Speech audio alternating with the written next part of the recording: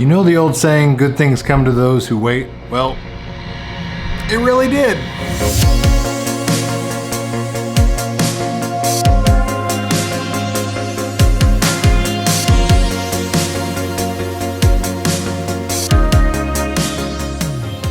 So yes, I finally have one of my absolute dream cabinets, grail cabinets if you will, the 1998 Sega Classic Star Wars Trilogy arcade cabinet.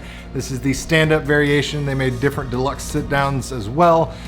Had a couple of opportunities over the years to buy the deluxe variation, and I've always had to pass just because they're so cumbersome in terms of how much space they take up. But this one fell into my lap as luck would have it, but absolutely near and dear to my heart. One of my local movie theaters had the sit-down deluxe cabinet, and every time I went and saw a movie there, I always had to drop a couple quarters into this bad boy and sit down and play it. So I always wanted this. In fact, years ago, I made my own modified Sega Star Wars Trilogy arcade 1-up miniaturized, 3/4 scale arcade cabinet, and that was all hunky-dory and it was fine. Tided me over for a little while until I donated the cabinet to other people, but this it's finally mine. Like I said, years of searching this thing, and like I said, some things, good things come to those who wait, and I've been waiting a long time trying to get my hands on one of these. As luck would have it, a non-operational one popped up to me locally, and I jumped on a chance to, spend a couple $100s and buy a non-working cabinet. Maybe it's my ego, but I'm pretty sure I can always fix whatever is non-working about almost any arcade or pinball machine these days. And as luck would have it, I was able to do that with literally minimal effort and minimal money spent on this.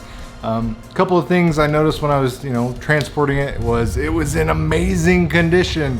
The side artwork only has a couple of scuffs. The original T-molding still intact. It's not all scuffed and torn up. Guy I got this from said he's had it for a decade. It previously had evidence of being in an arcade up in Kansas City at some point in its life, but I was digging around. I even found some treasures. Besides some of the old arcade mementos, I actually found the original arcade user manual folded up and shoved behind the coin drop box, which that was kind of neat. This actually kind of helped me a little bit when I was putting it back together, but tore everything apart, cleaned it. The game was running and it had some graphical issues, got those squared away. The monitor worked, but it didn't work, so to speak. Basically, it was unplayable. It was just hideously dark and everything. Rebuilt the monitor, now it looks great. Other issues, the joystick, it had a non-functional button and basically needed to be rebuilt, and I rebuilt that, replaced all the micro switches, got all my buttons working now. So yeah, it is now a fully functional arcade cabinet that I've been after for many, many years, and I love this game. It only typically takes an average person about 30 minutes to beat the game, but honestly, for those of you that are not familiar with this game, there's actually a lot of replayability because there's a lot of secret things you can do within the levels that gives you bonus points, and a lot of the fun of the replayability is to try to figure out what those secret things you need to do to get the bonus points, because the game doesn't really tell you. So you got to really know this game in and out to get those bonus points. And it's just nicer to play this in its true form factor with the analog joystick versus the emulation variation, because specifically the lightsaber duel level and the Boba Fett level, so much easier with an actual joystick versus trying to do it with a computer mouse, in my personal opinion, but to each their own. Either way, stoked to have this game. Like I said, great condition, everything's up and running, the original monitor, everything about it. Some quality of life improvements I did as I replaced all the incandescent bulbs with LEDs. Just it puts less strain on the power supply, and it also, like I said, quality of life. It's going to last years and years and years. I won't have to bust into this machine, change it. So LED up top for the marquee LEDs, the coin buttons themselves, and LEDs for the event button. But everything else, bone stock. Like I said, rebuilt the joystick, rebuilt the monitor. Everything's up and running, and it's absolutely pristine. So enough yakking about it. Let's play it for a little while.